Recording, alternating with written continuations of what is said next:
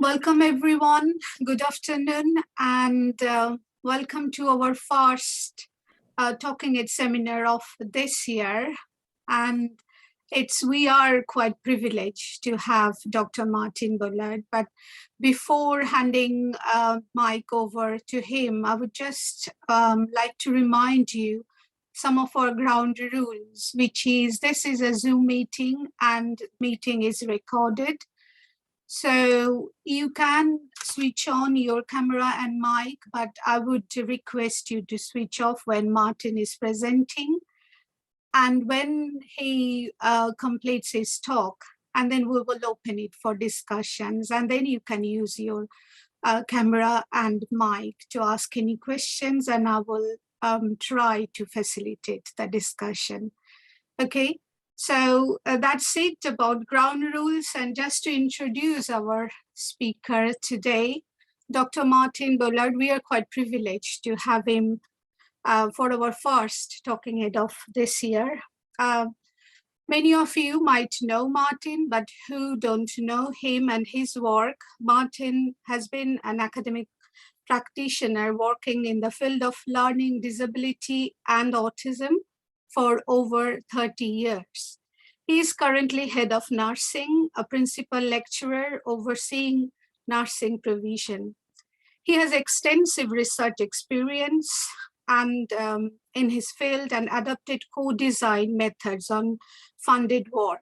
And he will also talk about that method today in his presentation. His work is grounded in inclusive research methodology, and he has published peer-reviewed articles and edited books about his work. So without any further delay, over to you, Martin. I will share your presentation now. Okay, thanks, Manu. Can you hear me? Has the mic transferred over? Yes. Yes.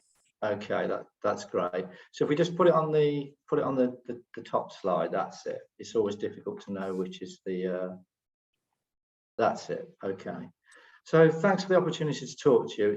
It's really quite nice. This I've only been at the university for nearly 2 years, and it's strange joining a new job like lots of people during COVID. So it's quite nice to meet other people.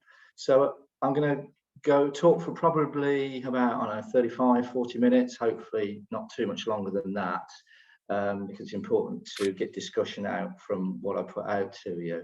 But I think before I get into the actual session, I think it's probably useful, just in addition to what Mahu has just said, is to say a little bit about me, because that will contextualise what I'm about to say for you. So I'm a learning disability nurse, a proud learning disability nurse. I trained and qualified in 1989. And I trained at a time when we were just resettling individuals labelled as having a learning disability into the community.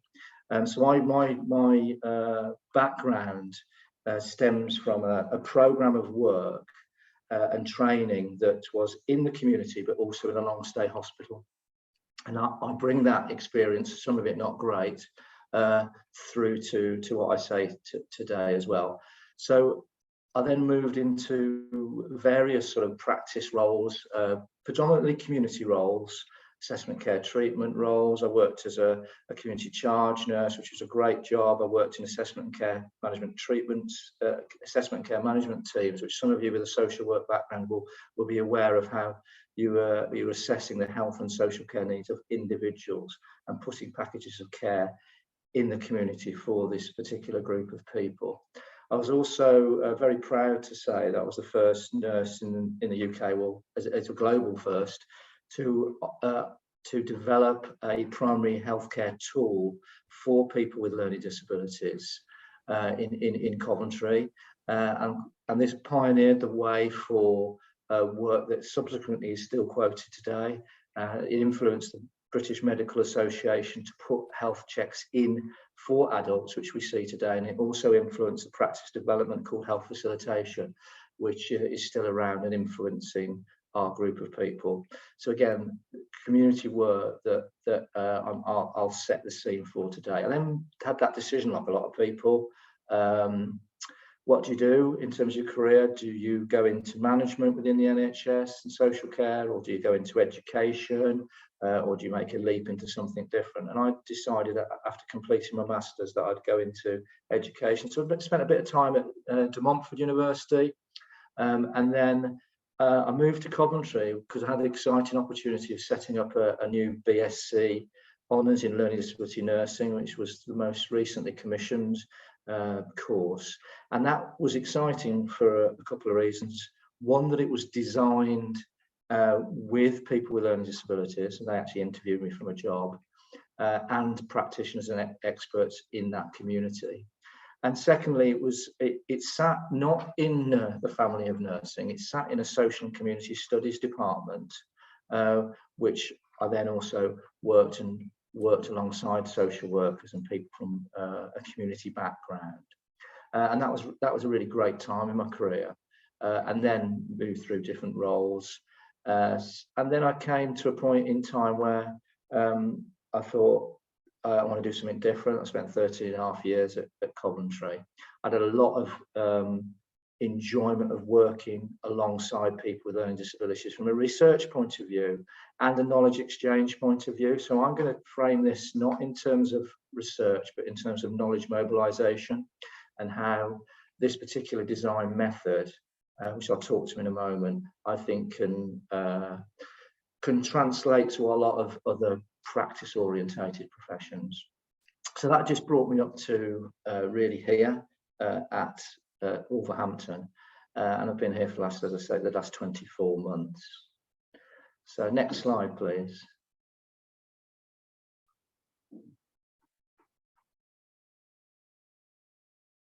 Lovely. Okay, so in terms of what I want to get across today with you is a sense of what is co-design.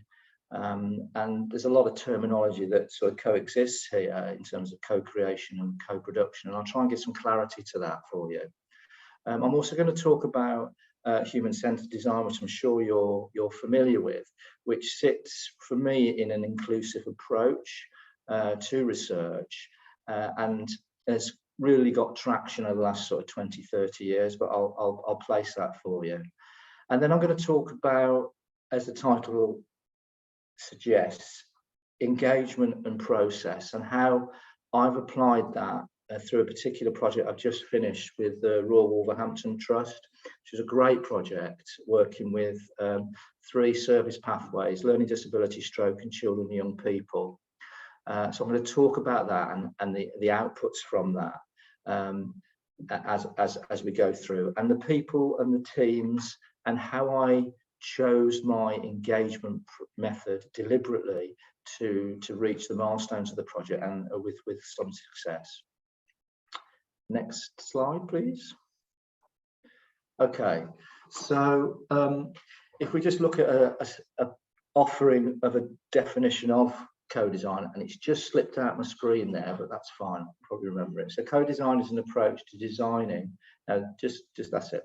Co-design is an approach to designing that's emerged from the broader term participatory design, recognizing from the user as a subject to the user as partner. So that shift that's grounded in things that you'll be familiar with, the disability movement, where people moved in the 1970s and 80s from being something that was studied, i.e. a subject, through to being a partner that had real value and had a voice in whatever they were doing. Okay, next slide, please. So if we look at co-design and where it's come from, so the design itself, it started really in businesses. So we have the Scandinavian companies and a large furniture supplier, that the Scandinavian people and people in that part of Europe wanted clean-edged furniture, without saying the name of what that is. I think you'll know what I am. And that was a response to the demands of the people that wanted that.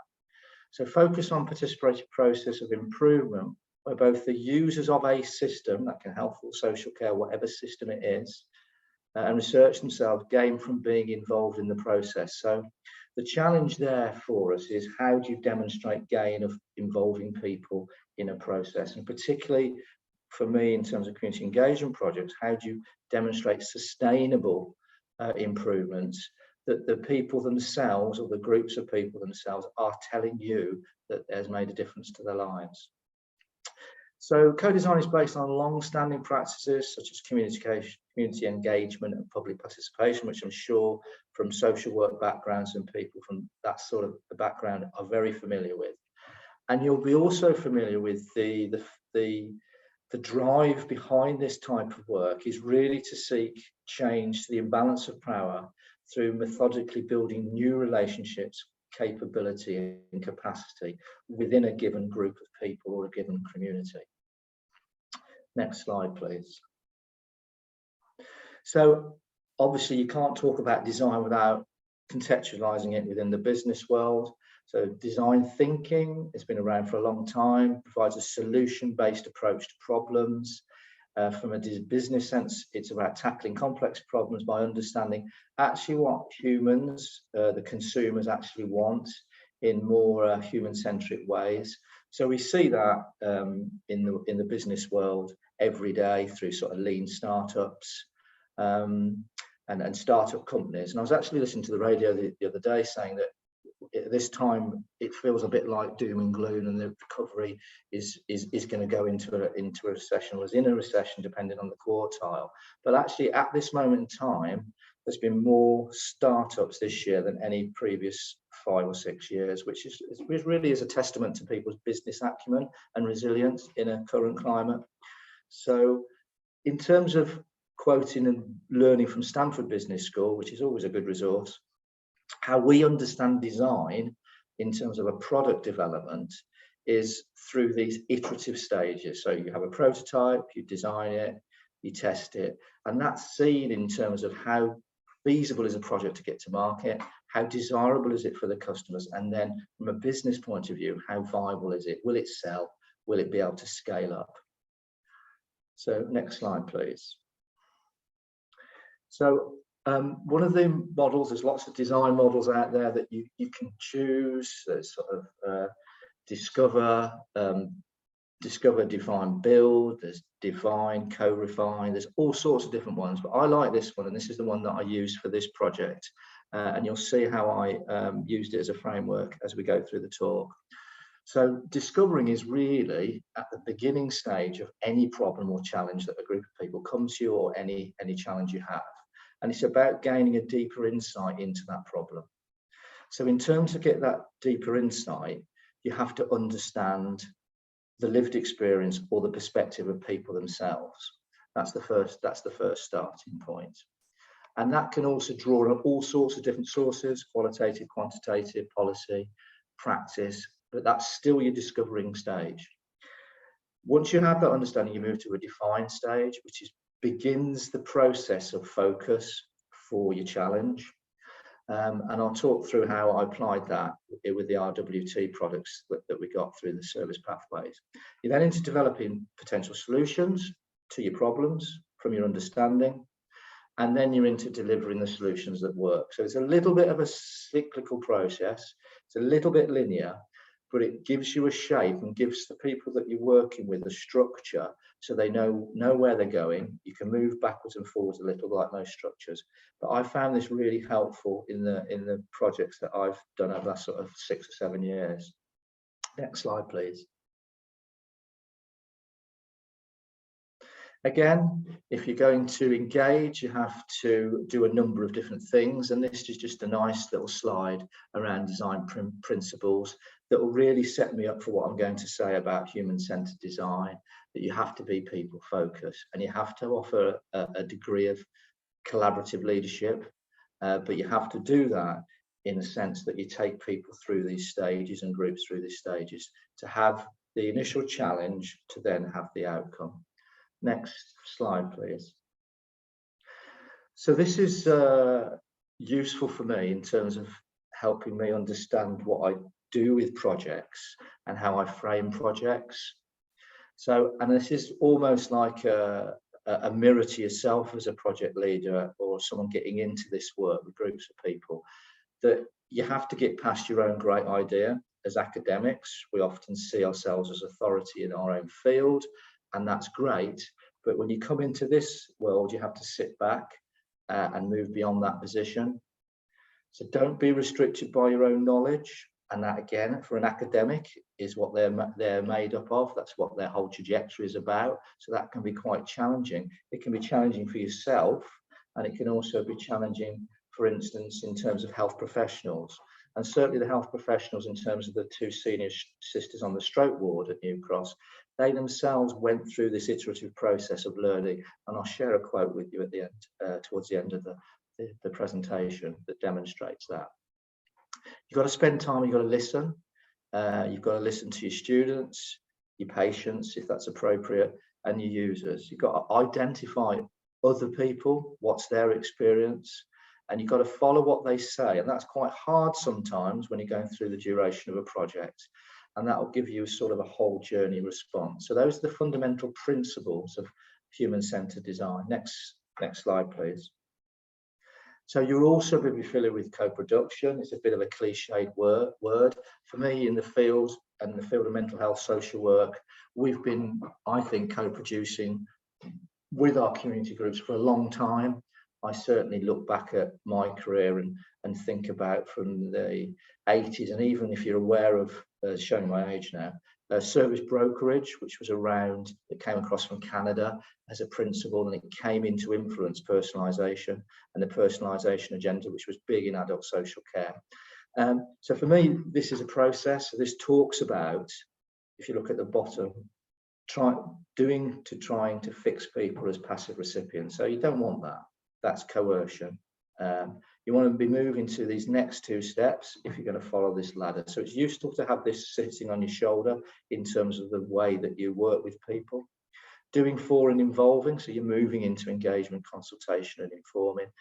And then the only way you can really demonstrate that you are co-producing, and it's difficult, is that you're demonstrating that there's some reciprocal partnership with the people with the lived experience, the groups of people that you're working with, or whoever they are, and that equity is understood.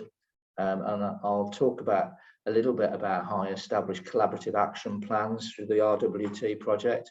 And this really worked quite well for me in terms of what it did in the first workshop, was it got the 20 odd people, 25 people in the room, in their service pathways, to commit to thinking about what the experience of the patients or the service users were in front of them. And I actually got them to lead that session, and then they put it onto a plan. I'll refer to that in a bit later on. Next slide, please. So this is, we seem to have dropped one off there on the view, but we'll talk to it. So this is the solution-focused approach that I brought to the project. So, and this was quite informative. It helped me get engagement with this group of professionals and service users. So in terms of the informing processes here, you've got co-creation, which is the manner of knowledge that you create. That's where you go and end up with your products. You have a framework that informs you. That's experience-based design, participatory design. And you have co-production, which is an informing process. So that's, for me, is your umbrella principles. And this we sold to the people that came onto the project. And it sat at the beginning, and I referred to it as we went through the duration of the project. Next slide, please.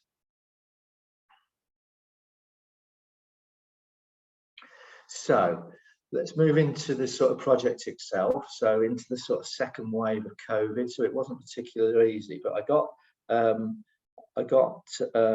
opportunity to work with RWT as our main sort of health provider of students here, and a big player in the patch. In April, May 2021, we had a meeting with executives. That's Professor Anne-Marie Cannaby, who's a Deputy Chief Executive, and the then Chief Nursing Officer, myself, Sharon Arthur, and Maria at the time. And we took the proposal of discussion to them, because I'd already prepped Sharon and Maria about what I wanted to do. There was a few meetings that tied off what the RWT wanted. And this is really important to understand where they were coming from.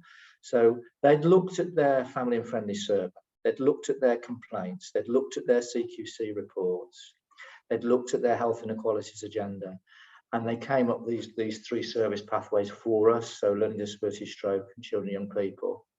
And that was quite important as a setting the scene for engagement in terms of how and why they brought these 3 teams together for us to do the project. They were also, and a tribute to them as an organisation, recognised that co-design, co-production was really important to them. They were quite late to it as an organisation, but they recognised that, and they recognised that they wanted to do something proper about it. So they saw this as a project that would then escalate on afterwards, and they would have from the products and from the project milestones and the success of the project, they'd have something to scale up across their organisation. So that was the intention. So the proposal was put again to that. They also managed to get 20,000 charitable funding. That's their own charitable funding. I just took SMERSA time to lead the project. So we then developed a project team. So we had a couple of midwives at the start. Had Lynn Westwood, who was our course leader here in the School of Nursing for Learning Disabilities. So that was the team, but we also had the good engagement for the head of engagement and participation, which nearly virtually all NHS organisations and social care organisations have now because of the importance of the agenda. And what we're able to do there was, alongside each of the service pathways, we're able to have one of their employees from that department that sat alongside to help facilitate. And for me, that was useful because it enabled me to maintain contact sitting outside of that organisation with the co-creators through the project. So that proved out to be quite useful. So we had these 3 service pathways, and we needed to start continuing that process of engagement with the trust, with the actual teams. Next slide, please. So, like most projects, you have to get project objectives signed off. So these were the main ones that they wanted. So they wanted me to facilitate sort of co-production, co-design workshops with key personnel and their associated work streams, namely stroke, children, young people, and learning disability. Now these pathways are very broad, and they're all very distinct in their nature. So obviously, learning disability is specific. Their journey in and out of an acute and community provider is different to that of stroke. The stroke pathway is about 18 months traditionally from start through to the beginning of rehabilitation, depending on the nature of the stroke. And then children and young people, as I'm sure you're familiar, is very complex. You flow in and out of a provision, and RWT is very large in terms of its offer. So it offers sort of speech and language services. It will offer a whole array of different services that children and young people have to try and their families have to navigate through. So that was an interesting pathway to work with. So the other ask of the project was to support the development of products underpinned by co-production methods, inclusive of tangible products. So the executive team at RWT, they didn't just want some training; they wanted some tangible output from the work. They also wanted, because they recognised that if you look at the literature, what's missing for me is the how-to of co-production. There's lots of work going on around service improvement and around engaging with people, and there's lots of great stuff that's done. But if we try to pinpoint the ingredients underneath the process of how to do it, then there's a distinct lack in the literature. And because that's challenging and that's difficult to pinpoint. But Professor Anne-Marie Cameron was keen that we gave a nod to that, because that's good learning for them as an organisation, and they can take that forward after this project finishes. Next slide, please. So I think I think it's important because I deliberately designed the project with an engagement process in mind, underpinned by human-centered design and a participatory design approach with a nod to co-production principles. So I was capturing all three of those approaches in this project. So that meant that before I had 2 face-to-face workshops at the science park, I needed to engage with the people. I needed to engage with the teams, and I needed to know what their co-design, co-production journey looked like for them as services and as individual practitioners within the service. So for instance, within stroke, there was 2 physios, there was 2 senior nurses, and we had 2 patient reps as well. One who was still going through a stroke journey, and it was absolutely brilliant. And the other one whose brother, he was supporting his brother, who was also had a recent stroke. So this was really good. So we had two online workshops to try and tease out what their understanding was, what their starting point was. Before we got to any solution, I really wanted to just get a feel for where they were as teams. And they'd done some good work, and they developed some videos, and they co-created those with their various patient groups. So that was great. The learning disability pathway, which Lynn Westwood facilitated and led, because of the nature of online activity, was seen as being quite challenging for people with learning disability, and it wouldn't give them the best opportunity to share their thinking. So that was delivered on site. We used quite a bit of the money to host the science park with refreshments, etc. And that space for all the teams, in fact, was a real safe space for them, because it took them away from the busy, stressful working environment. And it was incredibly busy because it was and difficult and stressful because it was in the middle of COVID. So this project took them away from that into a safe space, that they could begin to be creative and think about their service pathways, the difficulties that they had based on the lived experience and what that was telling me. Now, I knew as you manage quite a lot of projects over my career, that they have little bits of activity and momentum.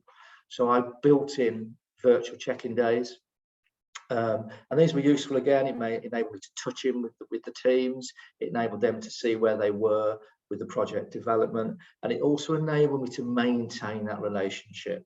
Yeah, so I'm a real people person, and you really need to be a little bit like that if you're going to be following a human-centered design approach. And I'd have separate meetings with each of the pathways just to check in with them. We then had a offsite. So offsite is away from their working environment workshop. So again, this is, where are you now? What are you doing? How are your collaborative action plans working? How's your product development going? Sharing. And there was a great learning across the 3 pathways as well. And there was a lovely moment when the two ladies with learning disabilities turned to the speech and language manager and referred to some of their work as not having reasonable adjustments.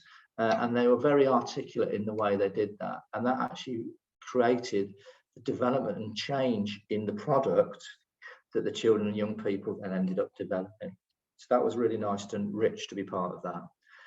And then I had some visits to RWT as well. Next slide, please. So the other thing that I think helped steer it was to have some clarity, because this group of people, some of them knew what co-production was, some of them knew what co-design was. There's all that coexisting terminology in the background on this. So I simply put out an intention statement, and it went like, you will be using a co-design approach to develop your toolkits and your products as co-creators, following and underpinned by co-production principles. And that helped and enabled me to bring them back to that through the duration of the project. Next slide, please. So I'm going to share you a few pictures now in the next set of slides. So this is the learning disability team, part of it. On the far left, you have a specialist learning disability nurse. At the back, the tallest lady is another specialist learning disability nurse. You have Lynn, who's in the middle, is our great learning disability nursing lecturer, and you have two lovely ladies, Dawn and Susan there, who are great advocates for themselves and for the field of learning disability and for the group of people that they represent. And then the lady on the right was from Dudley Voices, so she was like the co-worker. So that was the learning disability team. Next slide, please. Now this is the first day, the first workshop on site, and this is the stroke team in action. And actually they're actually talking to themselves, and we laughed about this afterwards, saying, well, what is co-production? What are we doing here? What is co-design? What's this Bollard chap going on about? And that was good for me because it enabled me to sense check with them as a team and move them from that point on the first day to the second day, where they'd already designed a project which was based on co-production principles that they'd already created. So they were a great team. It was an absolute privilege to work with them. If you come on to the next slide. Okay, so one of the things that enabled us to move to the end point was I had to think and devise different exercises to put these teams through. So one of the classic things you can do with co-creation of this kind of projects. Normally teams get Lego out or they'll get some creative tool out.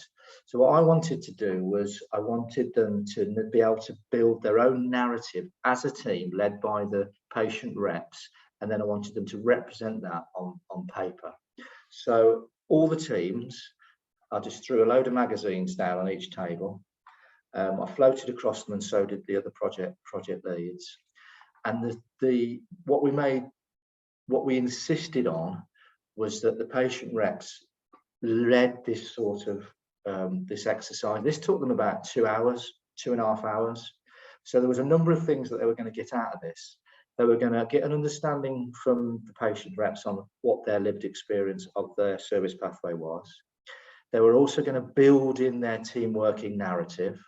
They were then going to disrupt that because they had to cut out things that visually represented their pathway. This is the people with learning disabilities pathway that you're looking at. And then they had to represent that and present it to the rest of the group. So I deliberately chose that exercise because without that sense of equity and partnership that this exercise enables the teams to have, you're not going to be able to move it on. And that stood there throughout the workshops on the wall as a reminder of where they were and their pathway. Next slide, please.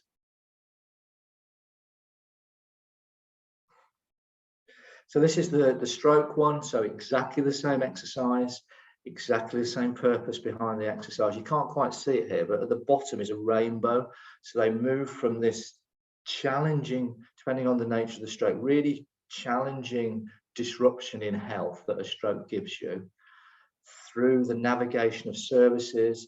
And there's a real sense of resilience that stroke survivors have that came through, and then they had some mindful places that they took them, the garden. And at the bottom was the rainbow, which was quite a strong symbol for the team. And they took this exercise really seriously, and it was great to hear how they got to this point. Next slide, please.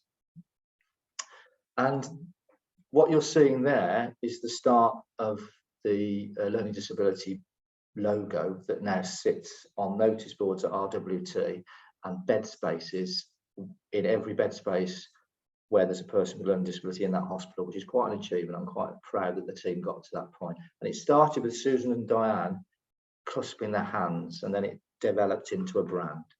I'm conscious of time, so I'm going to move forward next, please. So I'm going to these are just some qualitative feedback. So they all had to give some feedback in the evaluation workshop at the end.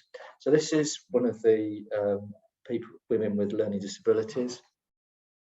We were equal people at the table. We were able to listen and talk our ideas through.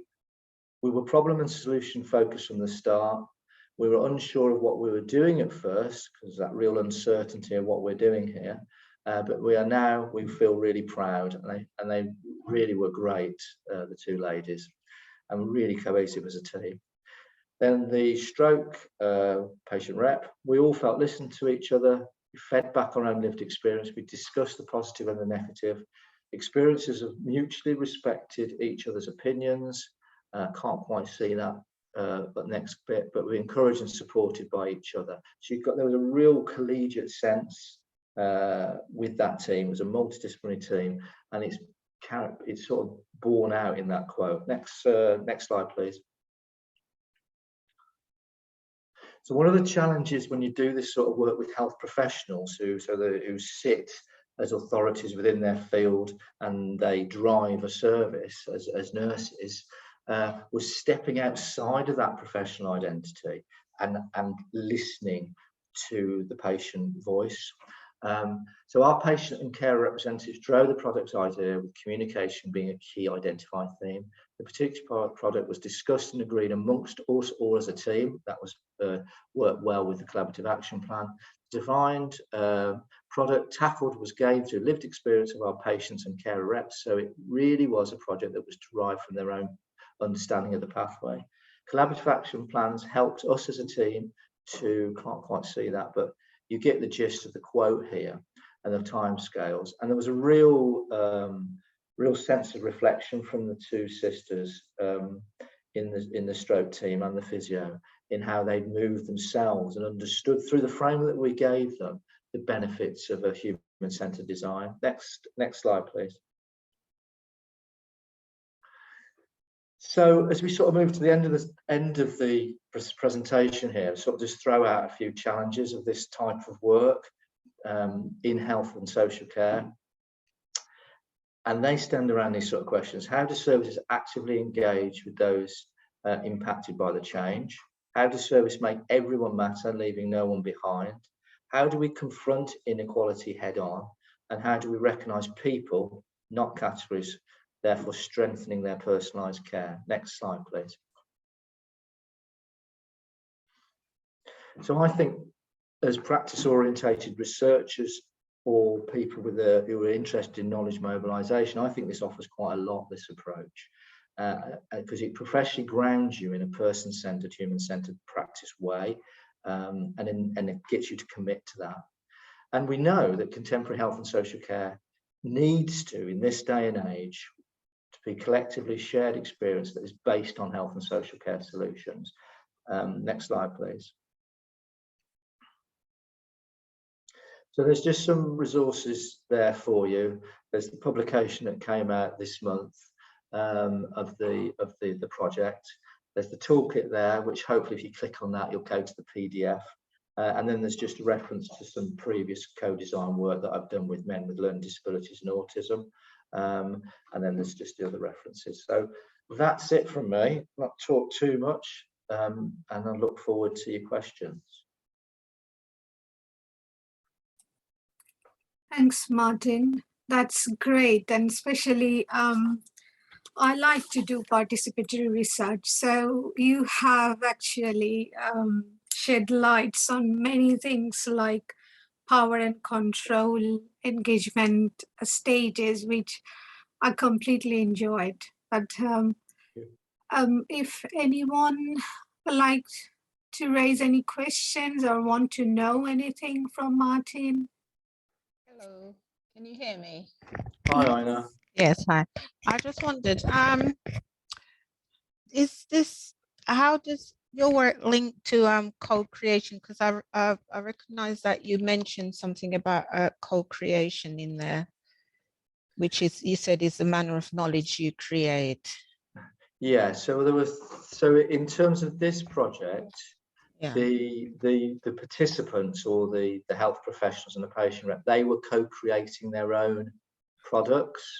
Yes. So we facilitated them to be co-creators. They followed a co-design method underpinned by human-centered approaches, and we overarched that with the notion of co-production. Okay, because I was just looking at, you know, in terms of co-creation for students. Yeah. Is there a similar principle? Well, perhaps that's something we can talk about more outside this meeting, because I'll be interested, because we hear a lot of that bandied around, don't we? co-create Yes. with our students, co-produce with our students. But what does that actually mean? So hopefully I've offered you a framework. There's lots of other frameworks that you can follow. And it's quite hard if you're a teacher to step outside and not instruct. So you actually enable co-creation. So we can talk about that another time. But it's it's a really important point. Yes. Okay then. Okay. Any other questions? Hi, Martin. Hi, Bobby.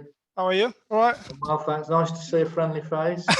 Not that everyone's face is on. No, thank you very much for inviting me. That was very good, powerful, and moving work you've done there, and everything you've gone through I can associate with.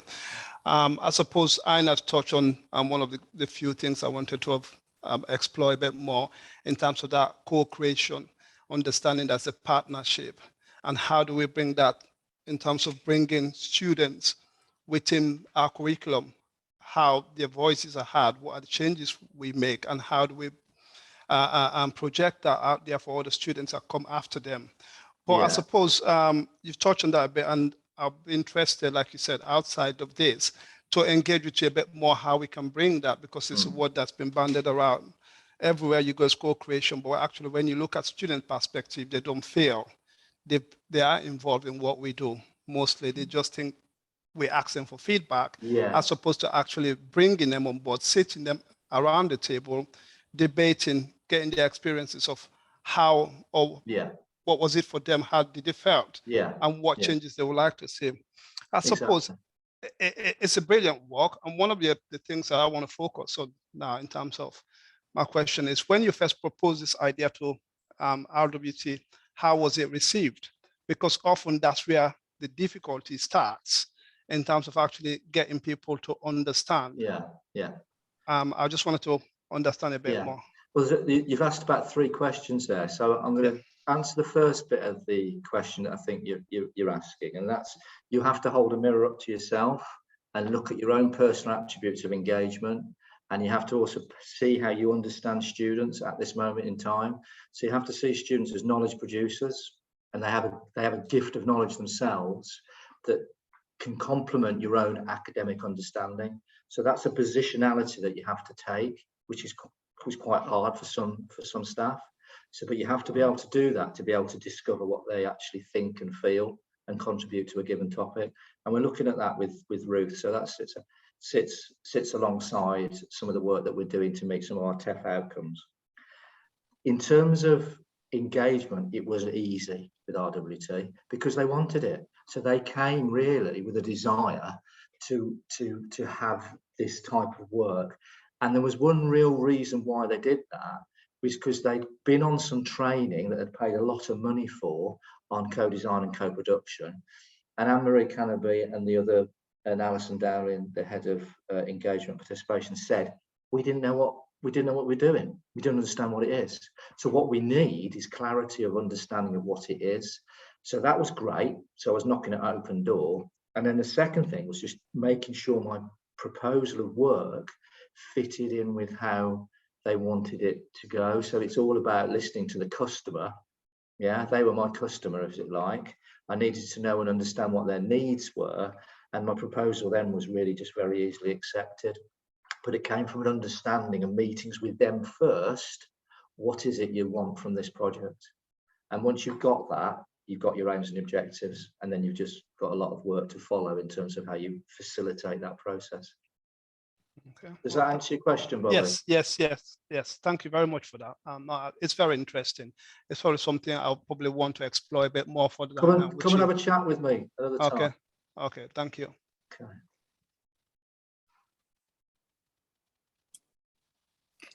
I would like to know about your intention statement. How you developed, and that's not co-produced. That's you are kind of placing the statement in front of them, and they followed that statement. How does that work? Yeah, that's a good question. So you have to get this was floated, okay, in the pre-engagement workshop sessions. So you have to offer out a way that you're going to approach the project or the work with the people that are coming onto it. So given the uncertainty from their senior exec team around what it was, what is it, what is this, the coexisting terms of co-creation, co-design, and co-production, I sensed that they needed clarity on that. So I gave them what I thought was clarity, and it also gave me clarity in terms of this is what you're going to be doing as you go through.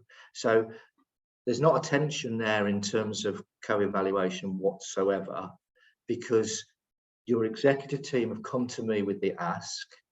They're telling me there's uncertainty within their workforce and themselves about what we're talking about. So for me, it makes sense to actually articulate that for them and start building in that understanding, which I did with the pre-engagement days, which were really important to the success of this project.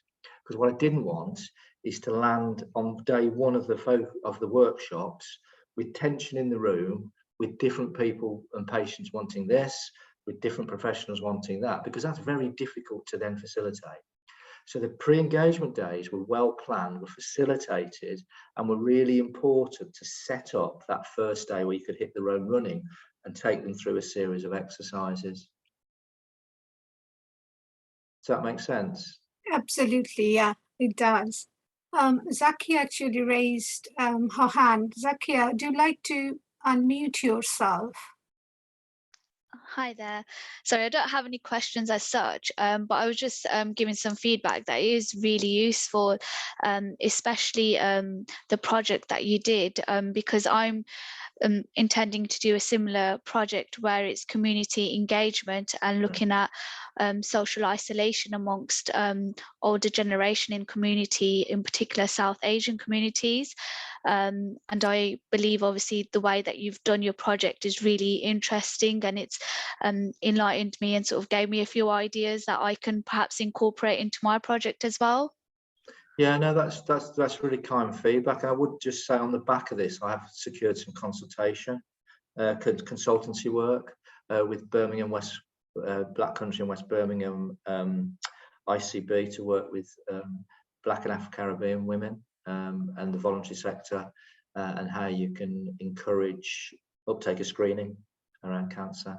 So that's on the back of the design method that I've used, and the success of this project has enabled me to take the next steps of pushing this out in terms of a community engagement project with health outcomes. So I'll be quite happy to come and talk to you again on how that pans out, because that's starting at the end of the month. Thank you very much. Yeah, I actually thought, Zakia, you would be interested about Martin's way of engaging. So I'm glad that that helped you. Elaine. Thank you. Sorry, less familiarity with Zoom, so I was find where it's not Teams, is it? Yeah, searching along the bottom. So no, I was just going to say, and I know that we've discussed it, Martin, before, but obviously Hua and I use a lot of what we would call participatory methods and co-production, and strangely enough, somebody asked me today, what did I mean by co-production? It was somebody who works for a local authority and is looking to commission some research. So I think it is quite interesting to have those descriptions, but then also to think about how they might circumscribe what other people might want to do or think about, isn't it? And the way that we do it particularly is often around training peer researchers and working with people to develop those research skills and those research inputs. So I think it's quite interesting because you can have different sorts of participatory and engagement methods, can't you, at different stages of projects as well. So I think I was just commenting really that I think sometimes these things, you know, it's quite nice to see this range and different sets of skills around very similar methods of absolutely, practice, I think.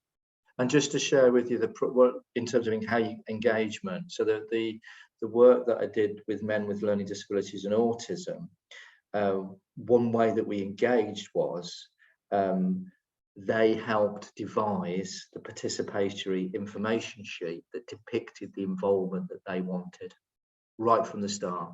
Yeah, so that ticked the service user box for the ethics committee at Coventry, because it was devised by them.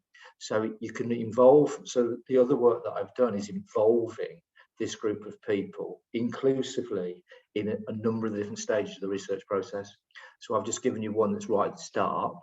Yeah, so get them involved, because meaningful involvement means they determine how they're going to be involved, and you nail that off on a participation information sheet. There's no going back from that. Do you see what I mean? You then just got to facilitate that through in the rest of the stages of a project. And I've done that with steering groups, people who learn this on steering groups, and people who've now analysed. So all those different stages of the research process, all people need to be clearly defined from the outset of the project. How are they going to be involved? How would they like to be involved? And what is that process of engagement going to look like? Does that make sense?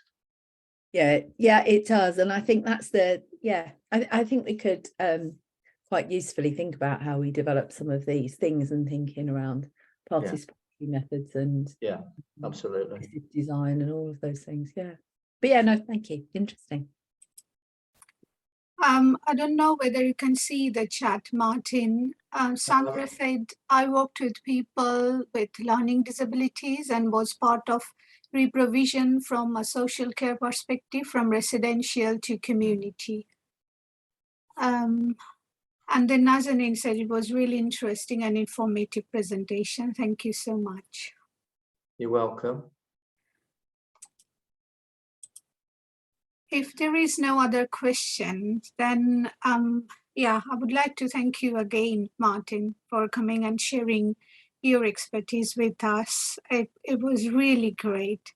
Thank you again. And thanks everyone for attending this and participating in discussions. Thank you. No, thank you very much. Thank you very much. Thank you, Martin. Thank you. Bye.